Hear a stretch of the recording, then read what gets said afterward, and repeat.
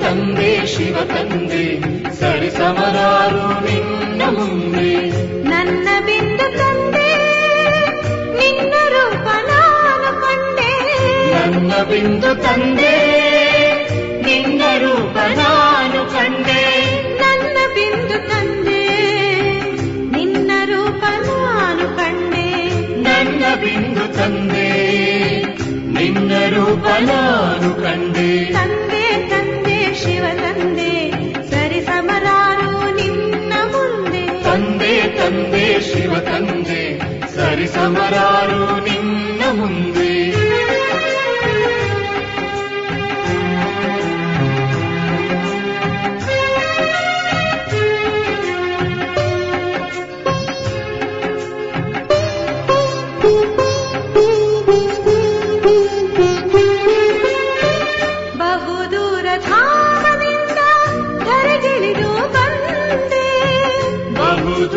ಧಾಮದಿಂದ ಧರೆಗಿಳಿದು ಬಂದೆ. ದಿವ್ಯ ಜ್ಞಾನ ಭಂಡಾರ ತಂದೆ ರಾಜಯೋಗಿ ಮಾಡಿದೆ.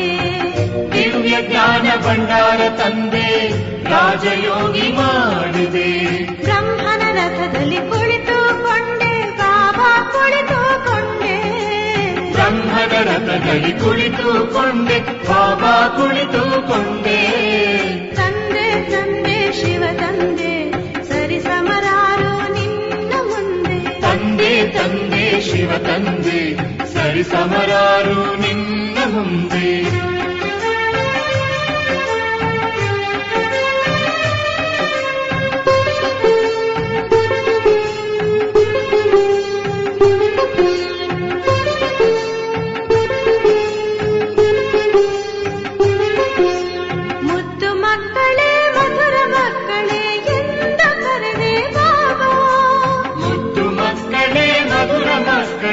ಎಂದು ಕರೆದೆ ಬಾಬಾ. ನನ್ನನ್ನು ಅಪ್ಪಿ ಮುದ್ದಾಡಿದೆ. ನನ್ನನ್ನು ಅಪ್ಪಿಕೊಂಡು ಮುದ್ದಾಡಿದೆ. ನನ್ನನ್ನು ಅಪ್ಪಿ ಮುದ್ದಾಡಿದೆ. ನನ್ನನ್ನು ಅಪ್ಪಿಕೊಂಡು ಮುದ್ದಾಡಿದೆ. ತಂದೆ ತಂದೆ ಶಿವ ತಂದೆ ಸರಿ ಸಮರಾರು ನಿನ್ನ ಮುಂದೆ. ತಂದೆ ತಂದೆ ಶಿವ ತಂದೆ ಸರಿ ಸಮರಾರು ನಿನ್ನ ಮುಂದೆ.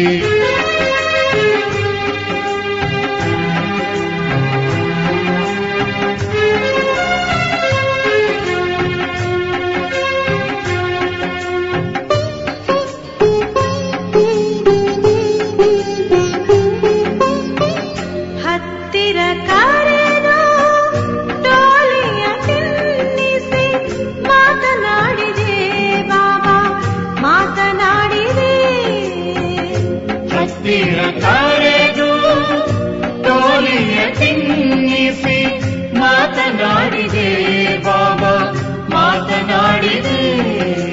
ಜ್ಞಾನವ ತಿಳಿಸಿ ದೃಷ್ಟಿಯ ಕೊಟ್ಟು ಶಕ್ತಿಯ ತುಂಬಿದೆ ಬಾಬಾ. ಜ್ಞಾನವ ತಿಳಿಸಿ ದೃಷ್ಟಿಯ ಕೊಟ್ಟು ಶಕ್ತಿಯ ತುಂಬಿದೆ ಬಾಬಾ.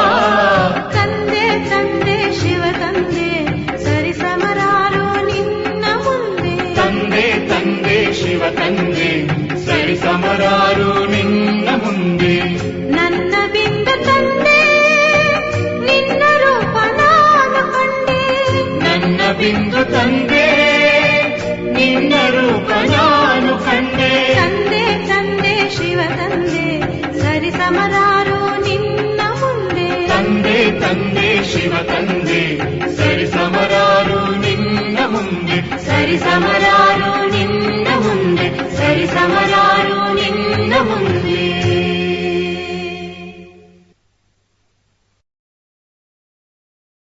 ಓಂ ಶಾಂತಿ. ಇಂದಿನ ದಿನಾಂಕ 27/3/2026. ಪ್ರಾರ್ಥ ಮುರಳಿ ಬಾಪ್ತಾದ ಮಧುಬನ. ಮಧುರ ಮಕ್ಕಳೇ, ಜ್ಞಾನ ಸಾಗರ ತಂದೆಯ ಮೂಲಕ ನೀವು ಮಾಸ್ಟರ್ ಜ್ಞಾನ ಸಾಗರರಾಗಿದ್ದೀರಿ. ನಿಮಗೆ ಜ್ಞಾನದ ಮೂರನೆಯ ನೇತ್ರವೂ ಸಿಕ್ಕಿದೆ. ಆದ್ದರಿಂದ ನೀವು ತ್ರಿನೇತ್ರಿ, ತ್ರಿಕಾಲದರ್ಶಿ ಮತ್ತು ತ್ರಿಲೋಕಿನಾಥರಿದ್ದೀರಿ. ಪ್ರಶ್ನೆ: ವಿಶ್ವದ ಆತ್ಮಿಕ ಸೇವೆಯನ್ನು ನೀವು ಮಕ್ಕಳ ವಿನಃ ಬೇರೆ ಯಾರೂ ಮಾಡಲು ಸಾಧ್ಯವಿಲ್ಲ, ಏಕೆ? ಉತ್ತರ: ಏಕೆಂದರೆ ನಿಮಗೆ ಪರಮಾತ್ಮನ ಶಿವತಂದೆ ಶಕ್ತಿ ಸಿಗುತ್ತದೆ.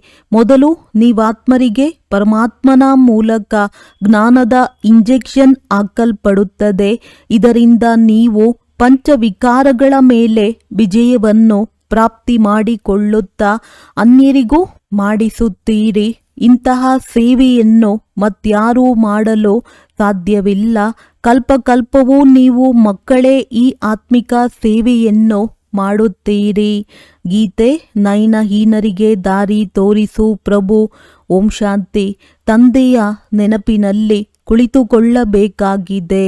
ಮತ್ಯಾವುದೇ ದೇಹದಾರಿಯ ನೆನಪಿನಲ್ಲಿ ಕುಳಿತುಕೊಳ್ಳಬಾರದು. ಯಾರು ಹೊಸ ಹೊಸ ಮಕ್ಕಳು ಬರುವರೋ ಅವರು ತಂದೆಯನ್ನಂತೂ ತಿಳಿದುಕೊಂಡಿಲ್ಲ. ತಂದೆಯ ಹೆಸರಂತೂ ಬಹಳ ಸಹಜವಾಗಿದೆ.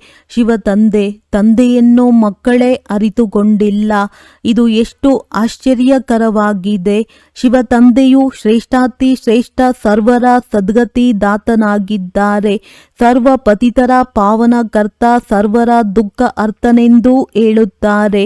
ಆದರೆ ಅವರು ಯಾರು ಎಂಬುದನ್ನು ನೀವು ಬ್ರಹ್ಮ ಕುಮಾರ ಕುಮಾರಿಯರ ವಿನಃ ಮತ್ಯಾರೂ ಅರಿತುಕೊಂಡಿಲ್ಲ. ನೀವು ಅವರಿಗೆ ಮೊಮ್ಮಕ್ಕಳಾಗಿದ್ದೀರಿ ಅಂದ ಮೇಲೆ ಅವಶ್ಯವಾಗಿ ತಮ್ಮ ತಂದೆ ಹಾಗೂ ಅವರ ರಚನೆಯ ಆದಿ ಮಧ್ಯ ಅಂತ್ಯವನ್ನು ತಿಳಿದುಕೊಳ್ಳುತ್ತೀರಿ. ತಂದೆಯ ಮೂಲಕ ಮಕ್ಕಳು ಎಲ್ಲವನ್ನೂ ಅರಿತುಕೊಳ್ಳುತ್ತಾರೆ. ಇದಂತೂ ಪತಿತ ಪ್ರಪಂಚವಾಗಿದೆ. ಸರ್ವ ಕಲಿಯುಗಿ ಪತಿತರನ್ನು ಹೇಗೆ ಸತ್ಯಯುಗಿ ಪಾವನರನ್ನಾಗಿ ಮಾಡುತ್ತಾರೆ ಎಂಬುದು ನೀವು ಬೀಕೆಗಳ ವಿನಃ ಮತ್ಯಾರಿಗೂ ಗೊತ್ತಿಲ್ಲ. ಕಲಿಯುಗಿ ದುರ್ಗತಿಯಿಂದ ಹೊರ ತೆಗೆಯುವ ಸತ್ಯಯುಗಿ ಸದ್ಗತಿದಾತನು ತಂದೆಯೇ ಆಗಿದ್ದಾರೆ. ಶಿವ ಜಯಂತಿಯು ಭಾರತದಲ್ಲಿಯೇ ಆಗುತ್ತದೆ ಅಂದ ಮೇಲೆ ಅವರು ಅವಶ್ಯವಾಗಿ ಭಾರತದಲ್ಲಿಯೇ ಬರುತ್ತಾರೆ. ಆದರೆ ಬಂದು ಭಾರತಕ್ಕೆ ಏನು ಕೊಡುತ್ತಾರೆ ಎಂಬುದನ್ನು ಭಾರತವಾಸಿಗಳು ತಿಳಿದುಕೊಂಡಿಲ್ಲ. ಪ್ರತಿ ವರ್ಷ ಶಿವ ಜಯಂತಿಯನ್ನು ಆಚರಿಸುತ್ತಾರೆ. ಆದರೆ ಜ್ಞಾನದ ಮೂರನೆಯ ನೇತ್ರವಿಲ್ಲ. ಆದ್ದರಿಂದ ತಂದೆಯನ್ನು ಅರಿತುಕೊಂಡಿಲ್ಲ. ನಾವೆಲ್ಲರೂ ನಯನಹೀನರಾಗಿದ್ದೇವೆ ಎಂದು ಇದು ಮನುಷ್ಯರು ರಚಿಸಿರುವ ಗೀತೆಯಾಗಿದೆ. ಈ ಸ್ಥೂಲ ನಯನಗಳಂತೂ ಎಲ್ಲರಿಗೂ ಇವೆ. ಆದರೆ ತಮ್ಮನ್ನು ನಯನಹೀನರೆಂದು ಏಕೆ ಹೇಳಿಕೊಳ್ಳುತ್ತಾರೆ? ಅದನ್ನು ತಂದೆಯೇ ಕುಳಿತು ತಿಳಿಸುತ್ತಾರೆ. ಜ್ಞಾನದ ಮೂರನೆಯ ನೇತ್ರವು ಯಾರಿಗೂ ಇಲ್ಲ. ತಂದೆಯನ್ನು ಅರಿಯದೇ ಇರುವುದು ಅಜ್ಞಾನವಾಯಿತು. ತಂದೆಯನ್ನು ತಂದೆಯ ಮೂಲಕವೇ ಅರಿತುಕೊಳ್ಳುವುದಕ್ಕೆ ಜ್ಞಾನವೆಂದು ಹೇಳಲಾಗುತ್ತದೆ. ತಂದೆಯು ಜ್ಞಾನದ ಮೂರನೆಯ ನೇತ್ರವನ್ನು ಕೊಡುತ್ತಾರೆ. ಇದರಿಂದ ನೀವು ಇಡೀ ರಚನೆಯ ಆದಿ ಮಧ್ಯ ಅಂತ್ಯವನ್ನು ಅರಿತುಕೊಳ್ಳುತ್ತೀರಿ. ಜ್ಞಾನಸಾಗರನ ಮಕ್ಕಳು ನೀವು ಮಾಸ್ಟರ್ ಜ್ಞಾನಸಾಗರರಾಗಿ ಬಿಡುತ್ತೀರಿ. ಮೂರನೆಯ ನೇತ್ರವೆಂದರೆ ತ್ರಿನೇತ್ರಿ, ತ್ರಿಕಾಲದರ್ಶಿ, ತ್ರಿಲೋಕಿನಾಥರಾಗಿ ಬಿಡುತ್ತೀರಿ. ಈ ಲಕ್ಷ್ಮೀನಾರಾಯಣರು ಯಾರು ಸತ್ಯಯುಗದ ಮಾಲೀಕರಾಗಿದ್ದರೋ ಇವರಿಗೆ ಈ ಆಸ್ತಿಯು ಹೇಗೆ ಸಿಕ್ಕಿತು? ಅವರು ಯಾವಾಗ ಬಂದರು ಮತ್ತು ಎಲ್ಲಿ ಹೋದರು ಮತ್ತೆ ಹೇಗೆ ರಾಜ್ಯವನ್ನು ಪಡೆದರು ಎಂಬುದೇನನ್ನೂ ಭಾರತವಾಸಿಗಳು ಅರಿತುಕೊಂಡಿಲ್ಲ. ಈ ದೇವತೆಗಳು ಪಾವನರಲ್ಲವೇ ಅಂದ ಮೇಲೆ ಅವಶ್ಯವಾಗಿ ತಂದೆಯೇ ಪಾವನರನ್ನಾಗಿ ಮಾಡುತ್ತಾರೆ. ನೀವು ಭಾರತವಾಸಿಗಳಿಗೆ ತಂದೆಯು ತಿಳಿಸಿಕೊಡುತ್ತಾರೆ. ಏಕೆಂದರೆ ಭಾರತವಾಸಿಗಳೇ ದೇವತೆಗಳನ್ನು ಶಿವನನ್ನು ಒಪ್ಪುತ್ತಾರೆ. ಶಿವನ ಜನ್ಮವೂ ಸಹ ಭಾರತದಲ್ಲಿಯೇ ಆಗಿದೆ. ಶ್ರೇಷ್ಠಾತಿ ಶ್ರೇಷ್ಠನು ಭಗವಂತನಾಗಿದ್ದಾರೆ. ಶಿವ ಜಯಂತಿಯನ್ನು ಇಲ್ಲಿಯೇ ಆಚರಣೆ ಮಾಡುತ್ತಾರೆ. ಜಗದಂಬ ಜಗತ್ಪಿತ ಬ್ರಹ್ಮ ಮತ್ತು ಸರಸ್ವತಿಯ ಜನ್ಮವು ಇಲ್ಲಿಯೇ ಆಗಿದೆ. ಭಾರತದಲ್ಲಿಯೇ ಆಚರಣೆ ಮಾಡಲಾಗುತ್ತದೆ. ಲಕ್ಷ್ಮೀನಾರಾಯಣರ ಜನ್ಮವೂ ಸಹ ಇಲ್ಲಿಯೇ ಆಗುತ್ತದೆ. ಅವರೇ ರಾಧೆ ಕೃಷ್ಣರಾಗಿದ್ದಾರೆ. ಇದನ್ನು ಸಹ ಭಾರತವಾಸಿಗಳು ತಿಳಿದುಕೊಂಡಿಲ್ಲ. ಪತಿತ ಪಾವನನೇ ಬನ್ನಿ ಎಂದರೆ ಅವಶ್ಯವಾಗಿ ಎಲ್ಲರೂ ಪತಿತರಾಗಿದ್ದಾರೆ. ಸಾಧು ಸಂತ ಋಷಿ ಮುನಿಗಳೆಲ್ಲರೂ ಸಹ ನಮ್ಮನ್ನು ಪಾವನ ಮಾಡಲು ಬನ್ನಿ ಎಂದು ಒಂದು ಕಡೆ ಕರೆಯುತ್ತಾರೆ, ಇನ್ನೊಂದು ಕಡೆ ಕುಂಭಮೇಳದಲ್ಲಿ ಪಾಪವನ್ನು ತೊಳೆಯಲು ಹೋಗುತ್ತಾರೆ. ಗಂಗೆಯು ಪತಿತ ಪಾವನಿ ಎಂದು ತಿಳಿಯುತ್ತಾರೆ. ಪತಿತ ಪಾವನ ಬನ್ನಿ ಎಂದು ಕರೆಯುತ್ತಾರೆ ಅಂದ ಮೇಲೆ ಮನುಷ್ಯರು ಯಾರನ್ನು ಹೇಗೆ ಪಾವನ ಮಾಡಬಲ್ಲರು? ತಂದೆಯು ತಿಳಿಸುತ್ತಾರೆ, ನೀವು ಮೊದಲು ದೇವಿ ದೇವತಾ ಧರ್ಮದವರಾಗಿದ್ದೀರಿ, ಆಗ ಎಲ್ಲರೂ ಪಾವನರಾಗಿದ್ದರು, ಈಗ ಪತಿತರಾಗಿದ್ದಾರೆ. ಮಾರ್ಗ ತೋರಿಸು ಪ್ರಭು ಎಂದು ಹೇಳುತ್ತಾರೆ ಅಂದಾಗ ಎಲ್ಲಿಯ ಮಾರ್ಗ? ಬಾಬಾ ಜೀವನ್ ಮುಕ್ತಿಯ ಮಾರ್ಗವನ್ನು ತಿಳಿಸಿ. ನಮ್ಮಲ್ಲಿ ಪಂಚವಿಕಾರಗಳಿವೆ. ನಾವೆಲ್ಲರೂ ಸ್ವರ್ಗದಲ್ಲಿದ್ದಾಗ ನಿರ್ವಿಕಾರಿಗಳಾಗಿದ್ದೆವು, ಈಗ ವಿಕಾರಿ ಪತಿತರಾಗಿ ಬಿಟ್ಟಿದ್ದೇವೆ. ಇದರ ರಹಸ್ಯವನ್ನಾದರೂ ತಿಳಿಸಿ ಎಂದು ಹೇಳುತ್ತಾರೆ. ಇದೇನು ದಂತಕಥೆಗಳಲ್ಲ. ತಂದೆಯೂ ತಿಳಿಸುತ್ತಾರೆ, ಶ್ರೀಮದ್ ಭಗವದ್ಗೀತೆ ಅಥವಾ ಪರಮಾತ್ಮನಿಂದ ಉಚ್ಚರಿಸಲ್ಪಟ್ಟ ಗೀತೆಯಾಗಿದೆ. ಪತಿತರನ್ನು ಪಾವನ ಮಾಡುವವರು ನಿರಾಕಾರ ಭಗವಂತನಾಗಿದ್ದಾರೆ. ಮನುಷ್ಯರಿಗೆ ಭಗವಂತನೆಂದು ಹೇಳಲು ಸಾಧ್ಯವಿಲ್ಲ. ತಂದೆಯು ತಿಳಿಸುತ್ತಾರೆ, ಇಷ್ಟು ದೊಡ್ಡ ದೊಡ್ಡ ಗುರುಗಳಿದ್ದರೂ ಸಹ ಭಾರತವು ಏಕೆ ಇಷ್ಟೊಂದು ಪತಿತ ಕವಡೆಯಂತೆ ಆಗಿಬಿಟ್ಟಿದೆ? ಭಾರತವು ಸ್ವರ್ಗವಾಗಿತ್ತು, ಇದು ನೆನ್ನೆಯ ಮಾತಾಗಿದೆ. ತಂದೆಯು ಭಾರತಕ್ಕೆ ಸ್ವರ್ಗದ ಉಡುಗೊರೆಯನ್ನು ಕೊಟ್ಟಿದ್ದರು. ಭಾರತವಾಸಿ ಪತಿತರಿಗೆ ಬಂದು ರಾಜಯೋಗವನ್ನು ಕಲಿಸಿ ಪಾವನರನ್ನಾಗಿ ಮಾಡಿದ್ದರು. ಈಗ ಪುನಃ ತಂದೆಯು ಸೇವಾದಾರಿಯಾಗಿ ಮಕ್ಕಳ ಬಳಿ ಬಂದಿದ್ದಾರೆ. ತಂದೆಯು ಆತ್ಮಿಕ ಸೇವಾದಾರಿಯಾಗಿದ್ದಾರೆ. ಉಳಿದೆಲ್ಲ ಮನುಷ್ಯ ಮಾತ್ರರು ದೈಹಿಕ ಸೇವಾದಾರಿಗಳಾದರು. ಸನ್ಯಾಸಿಗಳು ಸಹ ದೈಹಿಕ ಸೇವಾದಾರಿಗಳಾಗಿದ್ದಾರೆ. ಅವರು ಪುಸ್ತಕ ಇತ್ಯಾದಿಗಳನ್ನು ಓದಿ ತಿಳಿಸುತ್ತಾರೆ. ಈಗ ತಂದೆಯು ತಿಳಿಸುತ್ತಾರೆ, ನಾನು ನಿರಾಕಾರನು ಸಾಕಾರ ಸಾಧಾರಣ ವೃದ್ಧನ ತನುವಿನಲ್ಲಿ ಪ್ರವೇಶ ಮಾಡಿ ಬಂದು ಮಕ್ಕಳಿಗೆ ತಿಳಿಸುತ್ತೇನೆ. ಏ ಭಾರತವಾಸಿ ಮಕ್ಕಳೇ, ನೋಡಿ, ಆತ್ಮಿಕ ತಂದೆಯು ಆತ್ಮಗಳಿಗೆ ತಿಳಿಸುತ್ತಾರೆ. ಈ ಬ್ರಹ್ಮರವರು ತಿಳಿಸುವುದಿಲ್ಲ. ಆದರೆ ನಿರಾಕಾರ ತಂದೆಯು ಈ ತನುವಿನ ಆಧಾರವನ್ನು ತೆಗೆದುಕೊಳ್ಳುತ್ತಾರೆ. ಶಿವನಿಗಂತೂ ತನ್ನ ಶರೀರವಿಲ್ಲ. ಸಾಲಿಗ್ರಾಮ ಆತ್ಮರಿಗೆ ತಮ್ಮದೇ ಆದ ಶರೀರವಿದೆ. ಪುನರ್ಜನ್ಮದಲ್ಲಿ ಬರುತ್ತಾ ಬರುತ್ತಾ ಪತಿತರಾಗಿ ಬಿಡುತ್ತಾರೆ. ಈಗಂತೂ ಇಡೀ ಪ್ರಪಂಚವೂ ಪತಿತವಾಗಿದೆ. ಯಾರೊಬ್ಬರೂ ಪಾವನರಿಲ್ಲ. ನೀವು ಸತೋ ಪ್ರಧಾನರಾಗಿದ್ದೀರಿ. ನಂತರ ತುಕ್ಕು ಹಿಡಿಯುವ ಕಾರಣ ಸತೋದಿಂದ ರಜೋ ತಮೋದಲ್ಲಿ ಬಂದಿದ್ದೀರಿ. ನೀವು ಭಾರತವಾಸಿಗಳ ಬಳಿ ಶಿವ ತಂದೆಯು ಬಂದು ಶರೀರ ಧಾರಣೆ ಮಾಡಿಕೊಳ್ಳುತ್ತಾರೆ. ಅವರಿಗೆ ಭಗೀರಥನೆಂದು ಹೇಳುತ್ತಾರೆ. ಮಂದಿರಗಳಲ್ಲಿ ಶಂಕರನ ಚಿತ್ರವನ್ನು ತೋರಿಸುತ್ತಾರೆ. ಏಕೆಂದರೆ ಅವರು ಶಿವಶಂಕರ ಒಂದೇ ಎಂದು ತಿಳಿದುಕೊಳ್ಳುತ್ತಾರೆ. ಅವರಿಗೆ ಇದು ಗೊತ್ತಿಲ್ಲ. ಶಿವನು ನಿರಾಕಾರನಾಗಿದ್ದಾರೆ, ಶಂಕರನಂತೂ ಆಕಾರಿಯಾಗಿದ್ದಾರೆ. ಅಂದ ಮೇಲೆ ಶಿವಶಂಕರ ಒಂದೇ ಎಂದು ಹೇಗೆ ಹೇಳುತ್ತಾರೆ? ಮತ್ತು ಎತ್ತಿನ ಮೇಲೆ ಯಾರು ಸವಾರಿ ಮಾಡುತ್ತಾರೆ? ಶಿವನೋ ಶಂಕರನೋ? ಸೂಕ್ಷ್ಮವತನದಲ್ಲಿ ಎತ್ತು ಎಲ್ಲಿಂದ ಬರುವುದು? ಶಿವನು ಮೂಲವತನದಲ್ಲಿರುತ್ತಾನೆ, ಶಂಕರನು ಸೂಕ್ಷ್ಮವತನದಲ್ಲಿರುತ್ತಾನೆ. ಮೂಲವತನದಲ್ಲಿ ಎಲ್ಲ ಆತ್ಮರಿರುತ್ತಾರೆ. ಸೂಕ್ಷ್ಮವತನದಲ್ಲಿ ಕೇವಲ ಬ್ರಹ್ಮ ವಿಷ್ಣು ಶಂಕರರಿರುತ್ತಾರೆ. ಅಲ್ಲಿ ಯಾವುದೇ ಪ್ರಾಣಿಗಳಿರುವುದಿಲ್ಲ.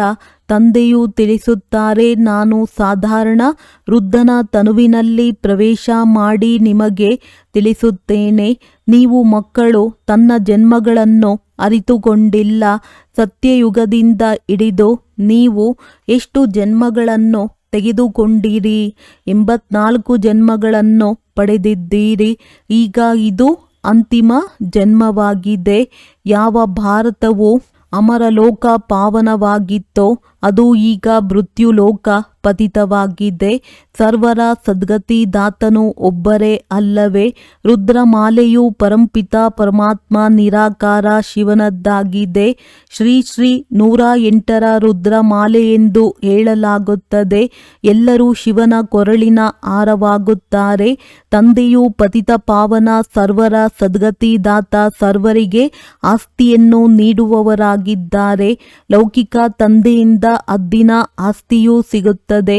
ಯಾವುದನ್ನು ಸನ್ಯಾಸಿಗಳು ಕಾಗವಿಷ್ಟ ಸಮಾನ ಸುಖವೆಂದು ತಿಳಿಯುತ್ತಾರೆ, ತಂದೆಯು ತಿಳಿಸುತ್ತಾರೆ, ಅವಶ್ಯವಾಗಿಯೂ ಈಗಿನ ನಿಮ್ಮ ಸುಖವು ಕಾಗವಿಷ್ಟ ಸಮಾನವಾಗಿದೆ. ತಂದೆಯೇ ಬಂದು ಜ್ಞಾನದಿಂದ ನೀವು ಪತಿತರನ್ನು ಪಾವನ ಅಥವಾ ಮುಳ್ಳುಗಳನ್ನು ಹೂಗಳನ್ನಾಗಿ ಮಾಡುತ್ತಾರೆ. ಇದು ಗೀತಾ ಜ್ಞಾನವಾಗಿದೆ. ಈ ಜ್ಞಾನವನ್ನು ಯಾವುದೇ ಮನುಷ್ಯರು ತಿಳಿಸಲು ಸಾಧ್ಯವಿಲ್ಲ.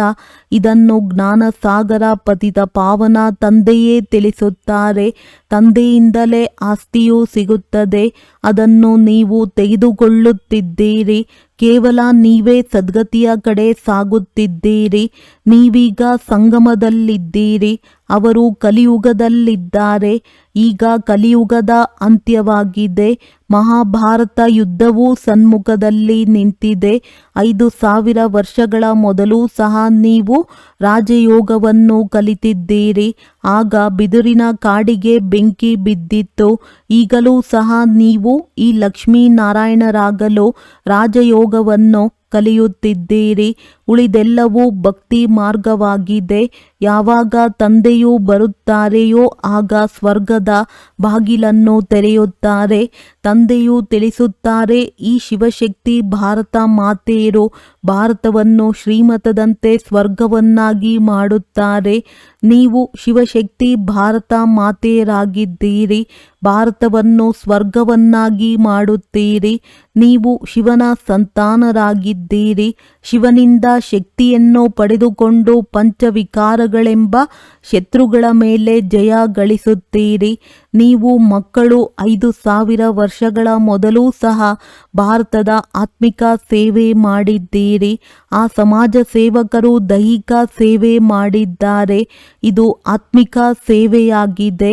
ಪರಮಾತ್ಮನೇ ಬಂದು ಆತ್ಮಕ್ಕೆ ಇಂಜೆಕ್ಷನ್ ಹಾಕುತ್ತಾರೆ, ಓದಿಸುತ್ತಾರೆ. ಆತ್ಮವೇ ಕೇಳಿಸಿಕೊಳ್ಳುತ್ತದೆ. ನೀವು ಆತ್ಮರಾಗಿದ್ದೀರಿ. ನೀವೇ 84 ಜನ್ಮಗಳನ್ನು ತೆಗೆದುಕೊಳ್ಳುತ್ತೀರಿ. ಒಂದು ಶರೀರವನ್ನು ಬಿಟ್ಟು ಇನ್ನೊಂದನ್ನು ತೆಗೆದುಕೊಳ್ಳುತ್ತೀರಿ.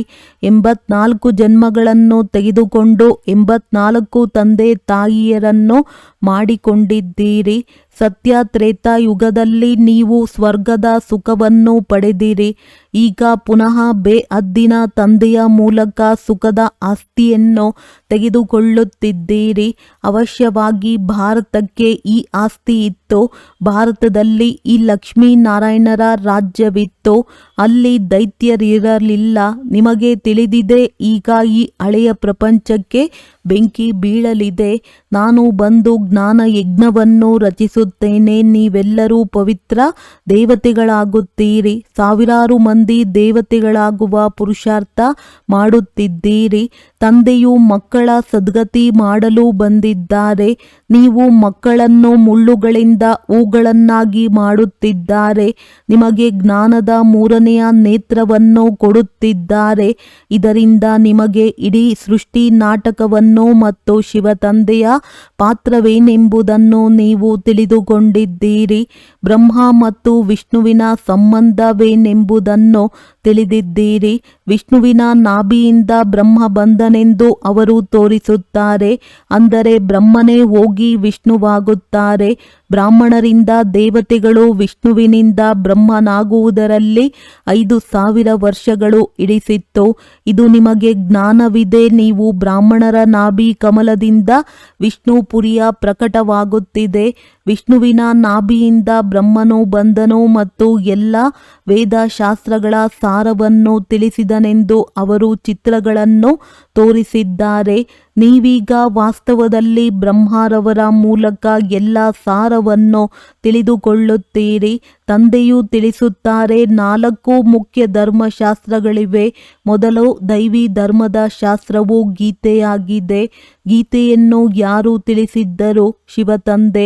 ಜ್ಞಾನ ಸಾಗರ, ಪತಿತ ಪಾವನ, ಸುಖದ ಸಾಗರನು ಶಿವತಂದೆಯಾಗಿದ್ದಾರೆ.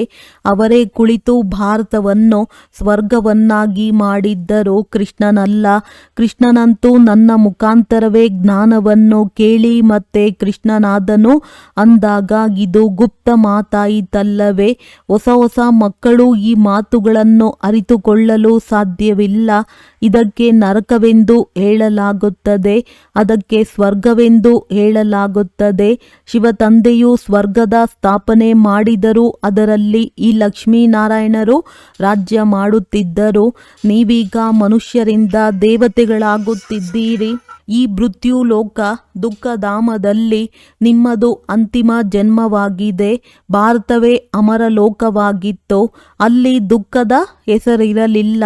ಭಾರತವು ಫರಿಸ್ತಾನವಾಗಿತ್ತು, ಈಗ ಸ್ಮಶಾನವಾಗಿದೆ. ಇದು ಪುನಃ ಫರಿಸ್ತಾನವಾಗುವುದು. ಇವೆಲ್ಲವೂ ತಿಳಿದುಕೊಳ್ಳುವ ಮಾತುಗಳಾಗಿವೆ.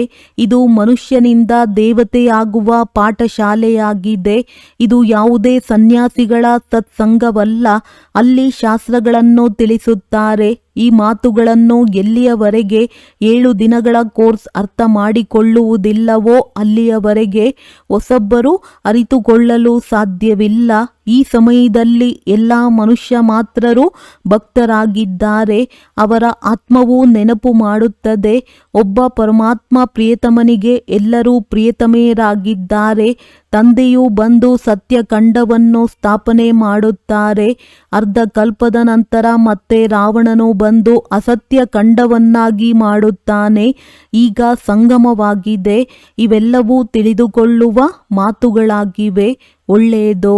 ಮಧುರಾತಿ ಮಧುರ ಅಗಲಿ ಹೋಗಿ ಮರಳಿ ಸಿಕ್ಕಿರುವ ಮಕ್ಕಳ ಪ್ರತಿ ಮಾತ್ಪಿತಾ ಬಾಪ್ದಾದಾರವರ ನೆನಪು, ಪ್ರೀತಿ ಹಾಗೂ ಸುಪ್ರಭಾತ. ಆತ್ಮಿಕ ಮಕ್ಕಳಿಗೆ ಆತ್ಮಿಕ ತಂದೆಯ ನಮಸ್ತೆ. ಧಾರಣೆಗಾಗಿ ಮುಖ್ಯ ಸಾರ. ತಂದೆಯ ಶ್ರೀಮತದಂತೆ ಭಾರತದ ಸತ್ಯವಾದ ಆತ್ಮಿಕ ಸೇವೆ ಮಾಡಬೇಕಾಗಿದೆ. ಸರ್ವಶಕ್ತಿವಂತ ತಂದೆಯಿಂದ ಶಕ್ತಿಯನ್ನ ಪಡೆದುಕೊಂಡು ಪಂಚವಿಕಾರ ರೂಪಿ ಶತ್ರುಗಳ ಮೇಲೆ ವಿಜಯಗೊಳಿಸಬೇಕಾಗಿದೆ. ಮನುಷ್ಯರಿಂದ ದೇವತೆಗಳಾಗಲು ಖಂಡಿತ ಪವಿತ್ರರಾಗಬೇಕಾಗಿದೆ. ಜ್ಞಾನವನ್ನು ಧಾರಣೆ ಮಾಡಿಕೊಂಡು ಮುಳ್ಳುಗಳಿಂದ ಹೂಗಳಾಗಬೇಕು ಮತ್ತು ಅನ್ಯರನ್ನು ಮಾಡಬೇಕಾಗಿದೆ. ವರದಾನ. ವಿನಾಶದ ಸಮಯದ ಪರೀಕ್ಷೆಯಲ್ಲಿ ಉತ್ತೀರ್ಣರಾಗುವಂತಹ ಆಕಾರಿ ಪ್ರಕಾಶ ರೂಪಧಾರಿ ಭವ. ವಿನಾಶದ ಸಮಯದ ಪರೀಕ್ಷೆಯಲ್ಲಿ ಉತ್ತೀರ್ಣರಾಗುವ ಅಥವಾ ಸರ್ವ ಪರಿಸ್ಥಿತಿಗಳನ್ನು ಎದುರಿಸುವುದಕ್ಕಾಗಿ ಆಕಾರಿ ಪ್ರಕಾಶ ರೂಪವುಳ್ಳವರಾಗಿರಿ.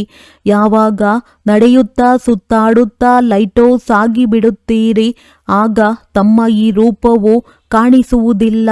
ಶರೀರ ಹೇಗೆ ಪಾತ್ರವನ್ನು ಅಭಿನಯಿಸುವ ಸಮಯದಲ್ಲಿ ವಸ್ತ್ರವನ್ನು ಧರಿಸುತ್ತೀರಿ, ಕಾರ್ಯವು ಸಮಾಪ್ತಿ ಆಯಿತೆಂದರೆ ವಸ್ತ್ರವನ್ನು ತೆಗೆದು ಬಿಡುತ್ತೀರಿ. 1 ಸೆಕೆಂಡಿನಲ್ಲಿ ಧರಿಸುವುದು ಮತ್ತು 1 ಸೆಕೆಂಡಿನಲ್ಲಿ ಭಿನ್ನವಾಗಿ ಬಿಡುವುದು. ಯಾವಾಗ ಈ ಅಭ್ಯಾಸವಾಗುತ್ತದೆಯೋ ಆಗ ನೋಡುವವರಿಗೆ ಈ ಅನುಭವವಾಗುತ್ತದೆ. ಇವರು ಪ್ರಕಾಶ ವಸ್ತ್ರಧಾರಿಗಳು ಆಗಿದ್ದಾರೆ. ಪ್ರಕಾಶತೆಯೇ ಇವರ ಶೃಂಗಾರವಾಗಿದೆ. ಸ್ಲೋಗನ್. ಸದಾ ಒಲವು ಉತ್ಸಾಹದ ರೆಕ್ಕೆಗಳು ಜೊತೆ ಇದ್ದರೆ ಪ್ರತಿಯೊಂದು ಕಾರ್ಯದಲ್ಲಿ ಸಹಜವಾಗಿ ಸಫಲತೆಯು ಸಿಗುವುದು. ಅವ್ಯಕ್ತ ಸೂಚನೆ. ನಿಶ್ಚಯದ ಫೌಂಡೇಶನ್ ತಳಪಾಯವನ್ನು ಬಲಗೊಳಿಸಿ ಸದಾ ನಿರ್ಭಯ ಮತ್ತು ನಿಶ್ಚಿಂತರಾಗಿರಿ.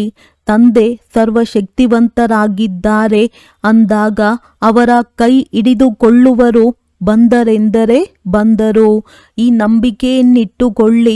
ಬಲೆ ಸ್ವಯಂ ಬಲಹೀನರೇ ಆಗಿರಲಿ, ಆದರೆ ಜೊತೆಗಾರರು ಶಕ್ತಿಶಾಲಿಯಾಗಿದ್ದಾರಲ್ಲವೇ, ಅದಕ್ಕೆ ಪಾಠ ಆಗೇ ಆಗುವೆವು. ಸದಾ ಇಂತಹ ನಿಶ್ಚಯ ಬುದ್ಧಿ ವಿಜಯಿ ರತ್ನನಾಗಿದ್ದೇನೆ. ಇದೇ ಸ್ಮೃತಿಯಲ್ಲಿರಿ. ಕಳೆದದ್ದು ಕಳೆದು ಹೋಯಿತು. ಬಿಂದುವನ್ನಿಟ್ಟು ಮುಂದುವರೆಯಿರಿ. ವಿಶೇಷ ಸೂಚನೆ: ಇಂದು ಪ್ರಿಯ ಬಾಪ್ ದಾದಾರವರ ಅತಿ ಪ್ರಿಯ ದೇಶ ವಿದೇಶದ ಸರ್ವ ಬ್ರಾಹ್ಮಣ ಪರಿವಾರದ ಪ್ರಿಯ ನಮ್ಮೆಲ್ಲರ ಹೃದಯದ ಮೇಲೆ ರಾಜ್ಯ ಮಾಡುವಂತಹ ಮಧುರ ದಾದಿ ಜಾನಕಿಜಿಯವರ ಪುಣ್ಯ ಸ್ಮೃತಿ ದಿನವಾಗಿದೆ. ದಾದೀಜಿಯವರು 104 ವರ್ಷದ ಆಯಸ್ಸಿನವರೆಗೂ ವಿದೇಹಿ ಅಥವಾ ಜೀವನ್ಮುಕ್ತ ಸ್ಥಿತಿಯಲ್ಲಿದ್ದು ಜ್ಞಾನದಾನದ ಜೊತೆಯಲ್ಲಿ ಗುಣಗಳ ದಾನ ಮಾಡುತ್ತಾ ಪೂರ್ಣ ಪರಿವಾರದ ಅಲೌಕಿಕ ಪಾಲನೆ ನೀಡಿದ್ದಾರೆ. ಅವರ ಸಾರ ಗರ್ಭಿತ ಅನೇಕ ಜ್ಞಾನದ ಗುಹ್ಯ ರಹಸ್ಯಗಳಿಂದ ಸಂಪನ್ನ ಕ್ಲಾಸುಗಳು ಎಲ್ಲರ ಮಾರ್ಗದರ್ಶನ ಮಾಡುತ್ತಿವೆ.